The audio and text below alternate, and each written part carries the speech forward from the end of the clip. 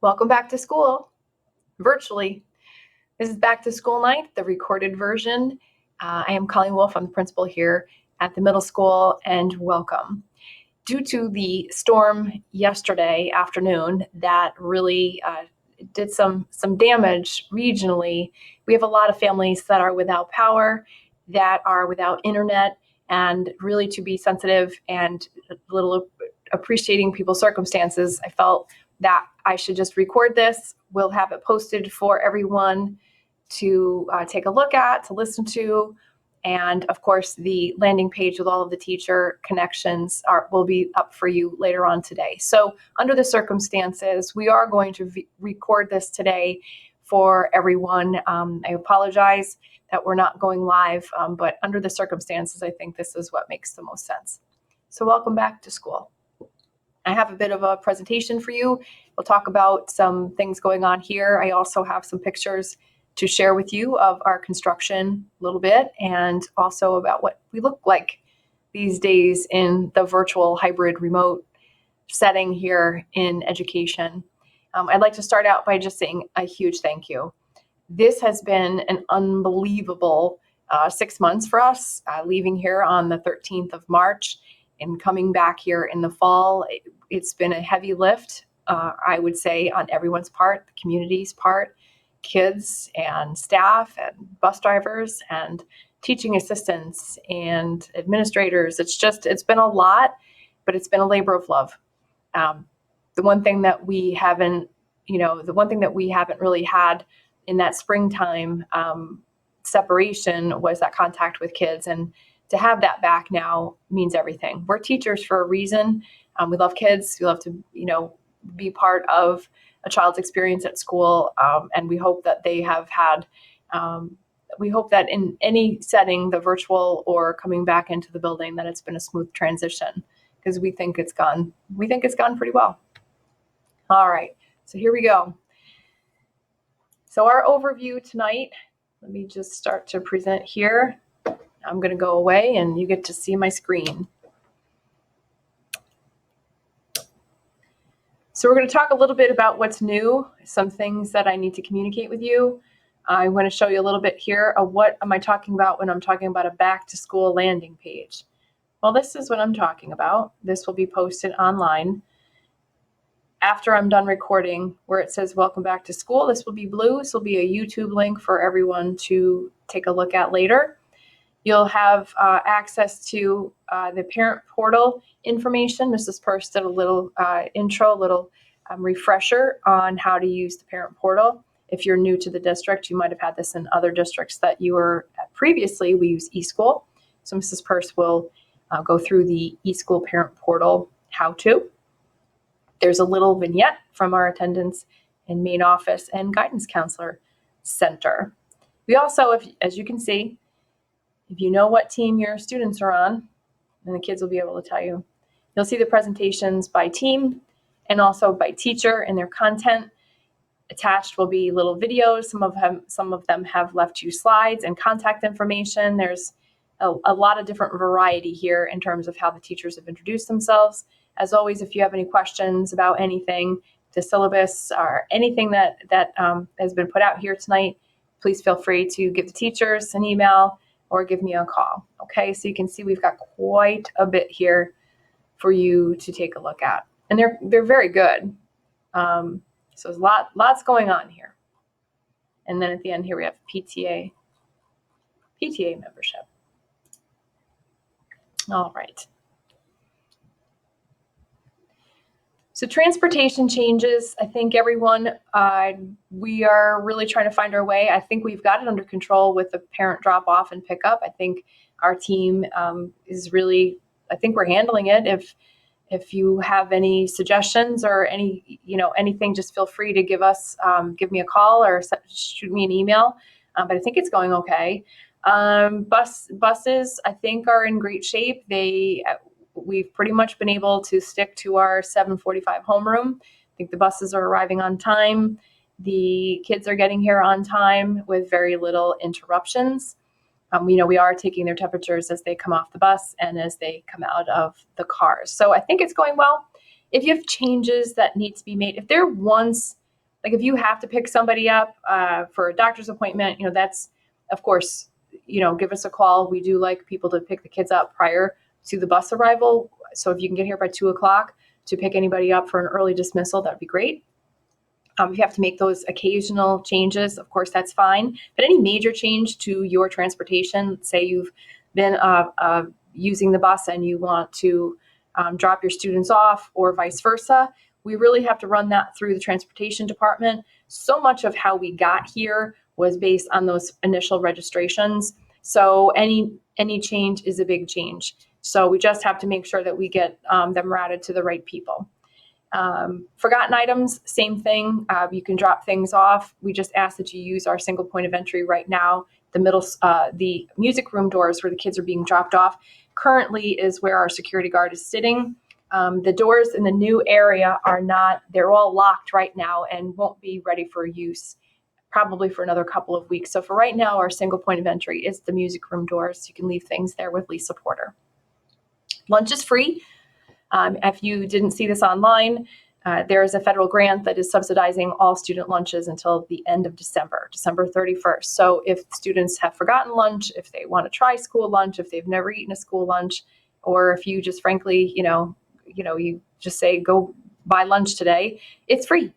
So now's the time to try some of the wonderful meals that our food service puts together. SNN is a great tool to have if you're new to the district or have not used SNN. Go to bhbl.org, look for it, sign up, and you will receive those texts on when school is closed and when we have delays. This morning it was a very valuable tool for most, being communicated with by Dr. McGrath about the state of our community and the power and the buses being late. So I don't use the SNN as a regular tool of communication. So, I just don't. I like to use that for emergencies and things that I feel like really need to get out like right away. I typically use email. I last spring and even through the summer tried to get some weekly emails to parents to try to keep you in the loop. So if I feel like there's something that you need to know, you'll hear it from me via email. And I do try to provide fairly regular communications with you, either every Friday, always on a Friday, if not each Friday, but at least a couple times, 2 to 3 times a month on a Friday, trying to communicate with everyone. And if I need to get you right away, you will always get an email. Announcements, if you go to our OMS page, you will see daily announcements. You click on that, everything that we communicate with the kids, you have access to as well. We also have them posted on a television screen in the cafeteria. And of course, all of our virtual kids will have the same access to all of that on the OMS page from home.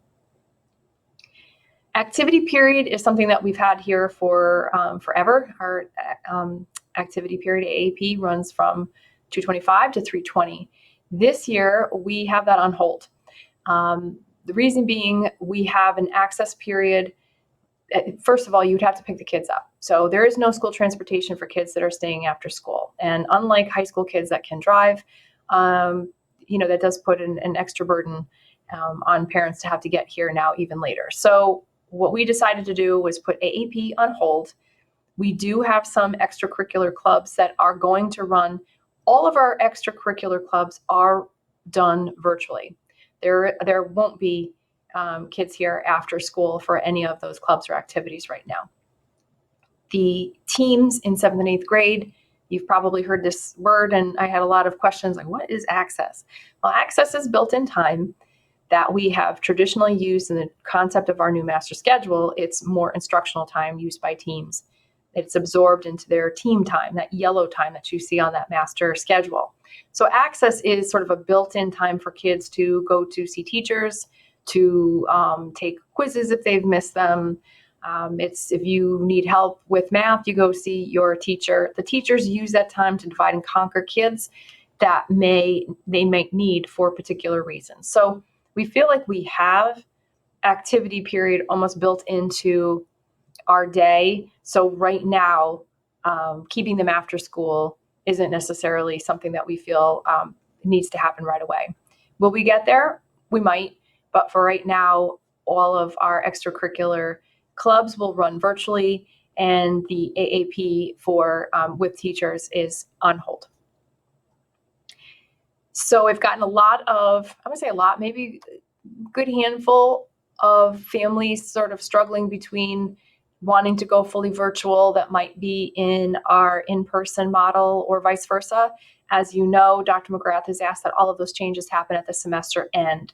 If you have a situation that's, he has to make the final call. So if you've got a situation that's something's come up, please run that through him. He has to make all of those decisions. Again, when I started this, I said it was a huge lift for us to get here based on the initial registration of parents. So that has not changed. The other thing I will tell you is that we don't mind if kids are supposed to be here. If this is like, if today is a gray day and the students want to stay home because they're not feeling well and access their courses online, that is not a problem. That is completely acceptable. Our attendance is very, very difficult this year. So on top of you will call and your student is ill, you will then be routed to the nurse who's going to have some questions for you. It's just the whole concept of trying to track every sniffle in the building has been difficult, but we really need to do that. So what you can do to help, we do not mind if kids are taking advantage of the remote on a day that they're supposed to be here. All we ask is that you as the parent go the traditional route of calling the office, let them know that your student is not feeling well, that your student is intending to utilize the remote portion of their education that day. And then we will in turn contact the teachers and start that process going for you. It just makes it a lot easier. We have a lot of kids that think they just email the teachers and it's okay that I can go to their class. Well, that is causing a lot of confusion and causing us to have to go back and ask why. So if we could just stick with this plan. If your student is home, not feeling well for whatever reason, if it's COVID related, if it's an earache, if it's a stomach ache, if it's an appointment, any of those things, those are all great reasons to stay home. We just ask that you route that through Joelle Brady first, and then we'll make sure that the teachers are aware. We also have a lot of situations where parents are keeping kids home as precaution, and there are families that have had situations where there's quarantine or keeping kids home just as a precaution. Maybe they're just not feeling well. We are so appreciative of the care that parents are taking. We're a healthy school, and I think that is in large part due to the fact that parents are being very cautious in sending kids to school. We also know, and please understand that we know how difficult it is that even with a sniffle, there's a doctor's note. If it's a COVID looking like symptom, that you need to go to the doctor and get a doctor's note for clearance to come back to school. We get that. We know how difficult it is. We know how cumbersome it is trying to get to the doctor's office. We totally understand. And that's why I'm thinking, like, if you just work with us, work with the school nurse, if you are questioning whether to send a student to school, if you have questions about whether or not to keep your kid home, really just call Laura Jewell or send her an email. Our school nurses are phenomenal, and they also are the most well-versed in the Department of Health guidelines and protocols, and will always give you great advice. If you can't get to your primary care physician to get those questions answered, the school nurses can really help you navigate the school portion of what we're dealing with now. So again, if you're making a change to whether you're here, you're not here on a day that you're supposed to be, start with Joelle, and then we'll take it from there. Okay? And then, of course, the changing of cohorts we've talked about. And as always, Patty Henderson is extraordinary, and I don't know what we would do without Patty. As you know, many of you have contacted her even over the summer. You know that she'll call you back, email you back on a Sunday late at night. If you're having tech issues, Patty is the one who will help you work them through. We're not fundraising this year under the circumstances. I just think it's not appropriate. We've had some conversations. We're not really going anywhere.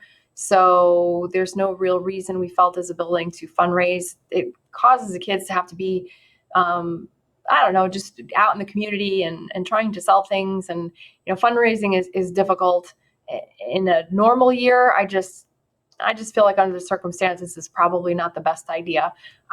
So the other thing is no field trips are planned. We can't go anywhere. So right now everything is quiet. If things change after the new year, we'll talk about it again. But I just think right now there are just so many other things going on. Just getting us to school, I think, was the most important thing. The rest of it will come. We'll get there, but it's just not the right time. So the district has purchased some standalone scanners, temperature scanners, that we've installed at our brand new front door. One of them is at the entrance of the music room doors, and of course on the other side where the buses come in by the girls' locker room. Right now we want to keep everything the way that it is, having our teaching assistants and myself out taking temperatures and working outside. But it's going to get colder, and sooner rather than later. So we are, as a team, talking about how do we leverage having those in the building, that can we use those versus having people stand out in below zero temperature. So stay tuned on that. Right now, we're going to proceed as we always have, but we're trying to think through what's the best way to utilize them to get the kids in and still follow all the protocols. Parent University is back. I think just this week we had a tech meeting or a tech info night for parents, trying to get you caught up on all of these fancy things that we use here. Like I'm using Screencastify right now, and I will create a YouTube from this. And some teachers are using that as an asynchronous way to teach. And then, of course, we have Google Classroom, which is all things what happens in the classroom. So Parent University will be a great tool that will probably have more of those tutorials for parents. If you're struggling with your students on their phone and on social media, oftentimes we'll do Parent University on how to manage some of that social media at home.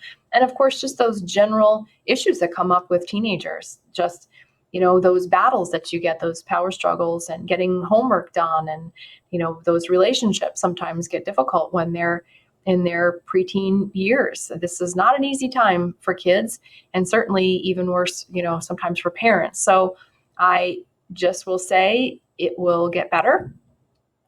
Stick together. Lean on each other. A lot of great parents, and sometimes just putting those boundaries up is painful to do right now. But those are all important things with middle school kids. So Parent University, keep an eye on that. You have 3 members of the PTA that attend our building leadership meeting, our building council: Jim Ireland, Lori DeMarco, and Patty DeMarle. If you have ideas for a Parent University, or there are things that you would really like to know more about as a parent, sift those ideas through any one of the 3 of them, and they'll bring it to our building council meeting, and we'll in turn pass that on to the school district.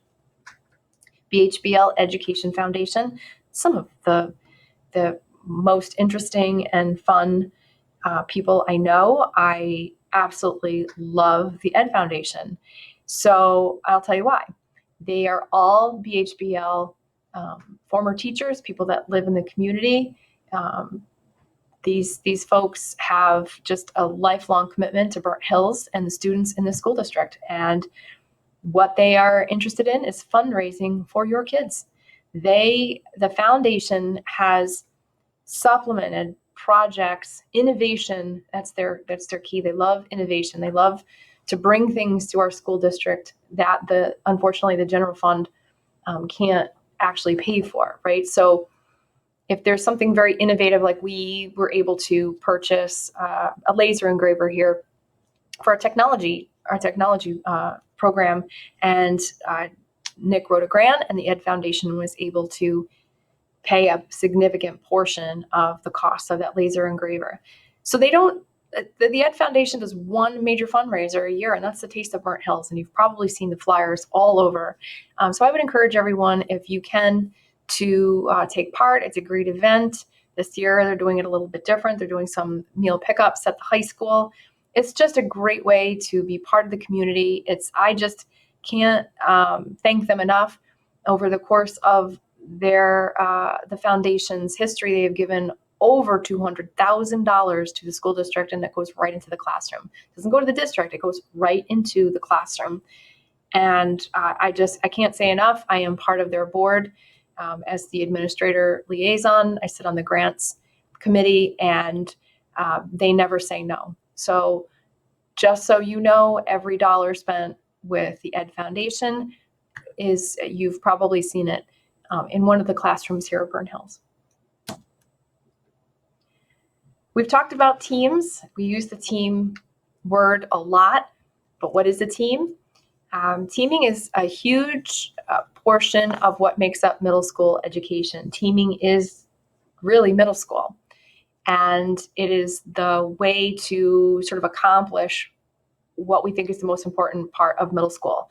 Middle school is about the heart and the head, and we know that our middle schoolers are very, growing up, 12, 11 through 14-year-olds, there's a lot of changes, right? There's a lot of growing there. And what they require most are relationships and trust and safety. They're trying to figure themselves out. They are hypersensitive to everything that's around, as you probably know. So teaming is a great way for us as a structure to build small communities within the school district and to our building, right? So I have a building of 739 kids. I have grade levels that are now built teams that will function to help build a community, right? So in 7th and 8th grade, we have we're calling them STEAM teams. So on every team in 7th and 8th grade, you have math, English, social studies, science, and technology and art. So we really feel like the art and the technology are just as important, and we think all of our subject areas are important, but the STEAM team sort of captures just what we have at the high school. It's just sort of encompasses all of the skills of your main courses, and then using art and technology as sort of the application portion of everything that they're learning. It's an awesome. We've had a lot of other districts throughout the state come and visit us and ask a lot of questions, and we're sort of the model of a lot of other school districts moving to STEAM-based teams in middle school. So we're really proud of where we are. So we spend a lot of time talking on teams. Our teams meet as a group. The teachers meet, and we'll talk about curriculum. We've done some project-based lessons over the past couple of years. We've done a lot of PD around project-based learning. They'll talk about the kids. They will talk about events that they're going to put together. We're going to do a lot of character education this year, again, on team. So the team really is a way for us to keep the kids together and to, keep a community here at the middle school. So we're thrilled to maintain our teams. They look a lot different this year. We did lose some staff to the virtual setting, but the one thing that we did not compromise was the team. So we have all of our kids virtually and in person are all on team. The concept of a team is too important to us. It's how we get to know the kids. It's how we create classrooms that are cohesive with protocols and procedures that allow kids to participate and feel good about participating, or not nervous about participating. It really does address the developmental needs of our middle schoolers. So we're really thrilled that even through all of this, that we didn't lose our team concept. So here's the fun stuff. So if you were with me last year, you saw this slide. Dr. McGrath presented all of what we were going to try to get accomplished this summer. And it was a long list. And there were times over the summer that I did not think we were going to get through that long list, but we did. Is it done? No. We still have some stuff to finish up here, but for the most part, it's been a real honor to have been part of this from the inception, the drawings, the thinking, just getting this to a bond that passed, a referendum that passed, and to see this now alive as I look outside, it's been pretty amazing. And what's unfortunate is that the kids get to see what it looks like inside, but you haven't been able to see that. So I'm going to share some pictures. This is where we started. Everything that's colored here, all of this, these are all the renovated spaces. What you can't see, this is a first floor rendering. The second floor, where you see the science labs, there are 2 science rooms upstairs. Tracy McCarthy and Rob Duell both got a facelift in their science labs. And I have some pictures that I'll show you. So everything here in color is a renovated space. So this rendering was from the architects when we first talked about the concept, what the building would look like. So that's what we were looking for. How did we do? It's a little blurry, but I took this, and the Spartan head is right here. I think it's close. There's a better picture. And here we are taking temperatures, 7 a.m. So last night before the torrential, whatever that was, they had people up here. You can imagine there were people up here on a ladder hanging lights. They didn't stay up there very long. So this will all be lit here at night once that's all settled. I think tonight they're probably going to finish that up.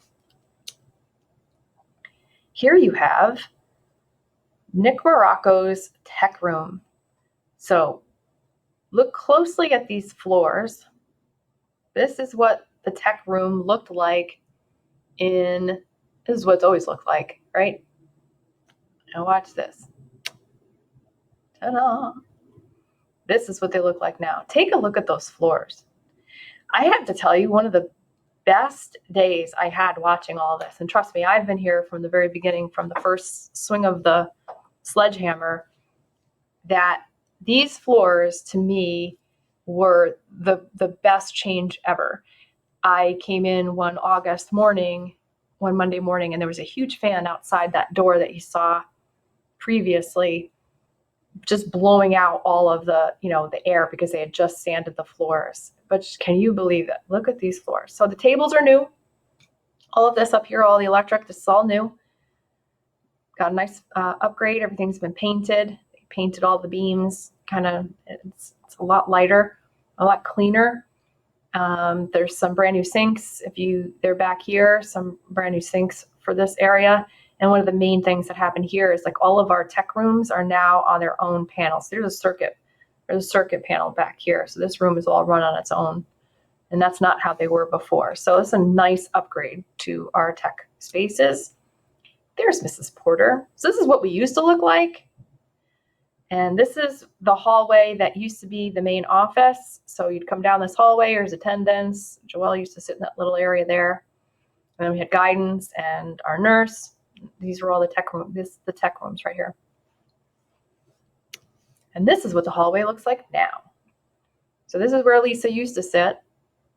So that's all been taken down. This is now going to be a little charging station for kids that they can sit. And these doors, I said this earlier, I am really corny. Like all the new sets of fire doors, the lockable doors, I was just, I was giddy with excitement. Don't ask me why. Maybe it's, 16 years of being a building principal. These are the things that make you happy. So a lot of new doors, love them. So when you come through here, you'll see this is the first art room. This is Lisa Johnson's new art room, and there's a nice display case. And there's Penny McDonald's art room here. Now this off to the bottom left, this is what Lisa's room looks like right now. Like I said, we're just moving in them. So there's lots that every day they put more up on the wall. So we're getting there. When I said, are we done? No, not yet, but we're getting there. So rooms are bright, nice track lighting, new air handlers, all new cabinetry. They're just really, really pretty. And of course, over here, you'll see we added a couple of new, water fountains, as you can see, due to the situation we're in this year. All of them have to be covered. The fountain piece the kids can't use, but surely they can use the bottle fillers. So those are ready to go. All right. So here's over on the left. This is also a tech room. This is Ed Hanlon's room. This is another one of the renovated spaces. Right here used to be a wall. So this right here all got taken, where this post is here, this entire area used to be enclosed, and this is where they used to put the fish. There's a fish tank back here. So we busted that down, all new ceiling panels, all new electric, all new projection, new floors. Of course, his floors were also refinished here in the back. It's just a bright, beautiful space. And down here in the center, this is music. This is our new music lab. It's all of these are keyboards, brand new. All of this, like all these fancy schmancy sound panels up here at the top. So really happy with how that came out. And this on the top here, this top right, this is Tracy McCarthy's science room. I said earlier that the two science labs upstairs had a facelift, and this is Tracy's room, all new tables. And you'll see this is back here. This is the PPE that we're going to be talking about. This is what we've needed to put in to keep kids safe. And this is all in the back here. The sinks are not in yet, but eventually there'll be sinks back here. And to the left, this is what our foyer will look like. This bench right here will be nice and toasty warm. Of course, you see the charging stations.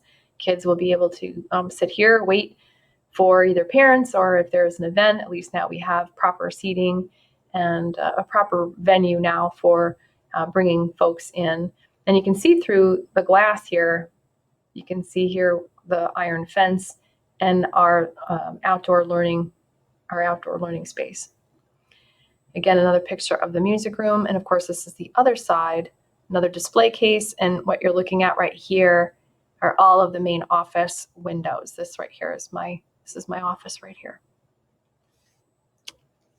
Transportation is, of course, getting a facelift. If you have been by transportation, you can see that that is a huge work in progress. And this is what it's supposed to look like. And I think the brick is out. I think that the brickwork is done. So what do we look like? What does the middle school, what does it look like? I know even the virtual kids are wondering, like, what am I missing? Like, what's going on in there? Like, what's happening? What does it look like?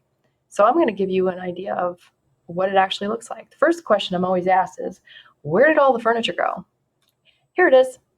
It is in the back gym, and it is standing room only. And actually, we did take some out already. So what you're looking at here is not even what was there at the end of August.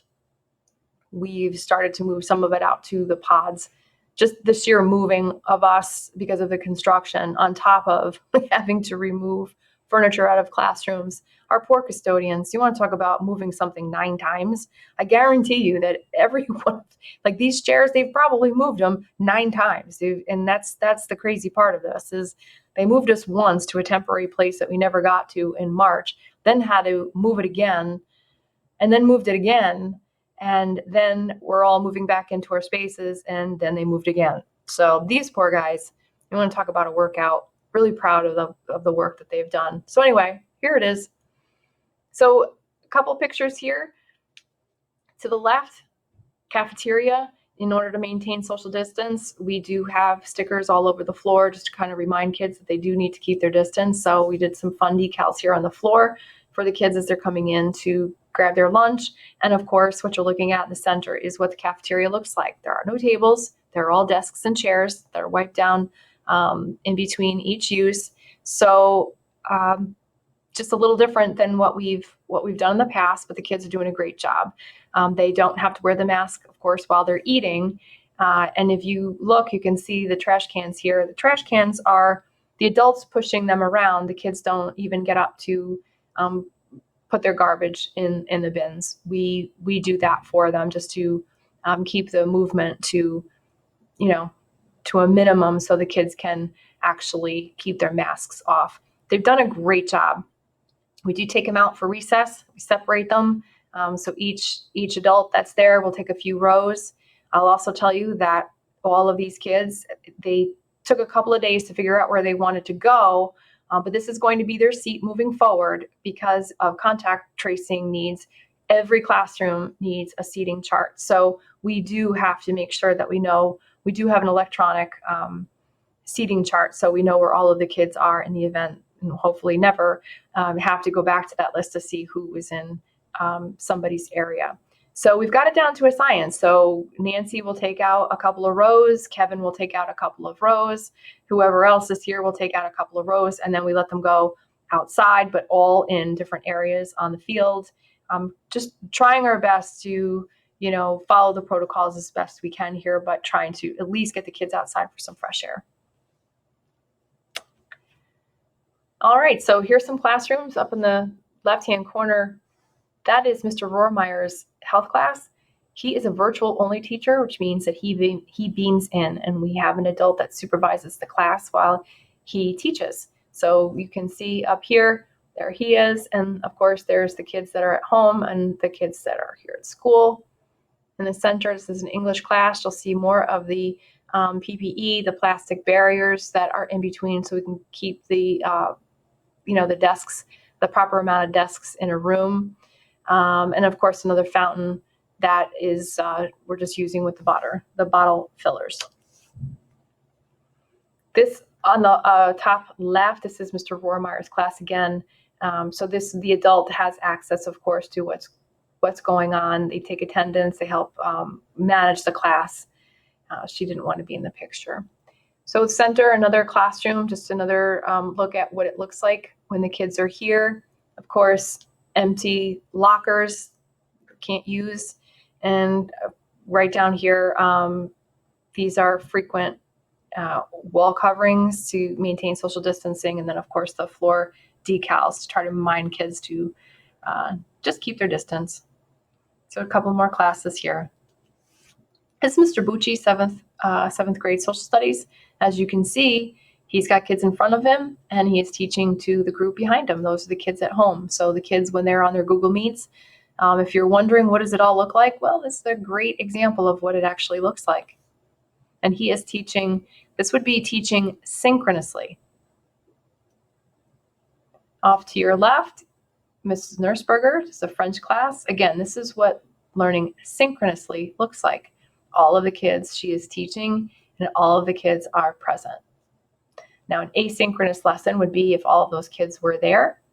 Teacher says, okay, you guys at home, I need you to go to Google Classroom and pull up, boom, boom, boom. The kids would then, she'd keep the Meet open and the kids would work independently. She would have the kids in front of her to work with. And then while keeping the Meet open, if kids had questions, they could at least get back to the chat feature of a Google Meet to ask questions. And here's another example. So this is very special. And those of you that have been around, is that her? Well, yes, it is. We have Frau Wolf, Jenny Wolf, a retired German teacher, Burnt Hills teacher for well over 20 years with us, retired several years ago. And we had a need this year. We have a German teacher that needed to take a leave of absence, and Jenny offered to teach this year with us back at Burnt Hills. And what's really cool is Jenny bought a house in Italy. She lives in Penne, Italy now.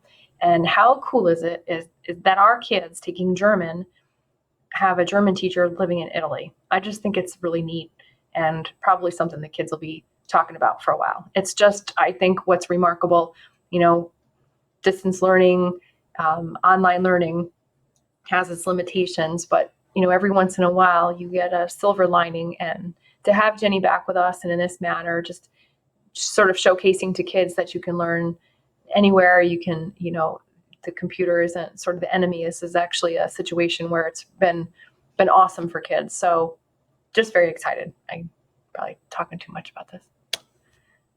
Here we go. People ask all the time, how on earth are you doing band? Here we are. This is how we do it. Our fine arts department, our music teachers did not want to lose their kids. This has been something that they have worked on together as a department all summer long. How do we get the kids at home? How do we get the kids in front of us? We want them to be playing their instruments. Instruments and music are a huge portion of our districts. Our fine arts department is amazing, and our kids are amazing performers. So there you go. It's a great example of this is how we do it. And here's our virtual team, grade 7 and 8, a couple of captions from the kids that are home. What does it look like for them? This is what it looks like. Kids learning, lessons going on. There's Mrs. Duell, Mrs. Kibler. We have a brand new nurse's office. It's like a mini hospital. So I took a couple of pictures for you. And here's our main office, our wellness center. Up on the top left-hand corner here is the entry for kids into the guidance office. We call it our wellness center. This door right here is to a large conference space, but in here is our guidance office to the left, and that's my office right here. There's a office door of a guidance counselor. There's Mrs. Purse. She's over in the main office. This is actually the view from my office when I walk out my door. This is our security vestibule, and this is where the teachers will come in. Their mailboxes are roughly right here. A couple of new classrooms that were created over the summer. All right. And finally, here's my final plug for the PTA, an amazing group of parents that I don't know what we would do without. Melissa Puglisi is the new president this year. I appreciate they have hit the ground running, doing a wonderful job. They have sent out those PTA membership flyers, so you should probably have seen them already. And our PTA really is involved in just about everything that we do here. Rec nights, our staff luncheons, new student luncheon, anything that we do here at the PTA, we love to have a part of. And their meetings are on Zoom.